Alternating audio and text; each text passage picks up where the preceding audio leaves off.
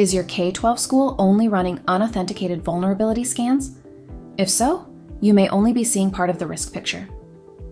Unauthenticated scans are a great first step. They show you the weaknesses a cybercriminal could exploit without logging in, like outdated systems or unpatched servers. But stopping at unauthenticated scans leaves blind spots.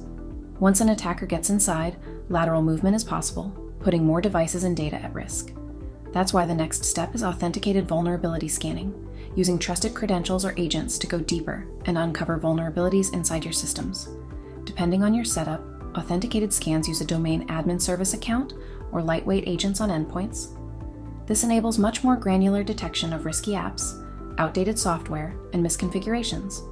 Using both unauthenticated and authenticated scans together reduces your attack surface dramatically, catching vulnerabilities inside and out. Authenticated vulnerability scanning helps K-12 districts stay one step ahead of attackers. Learn more at Securus360.com.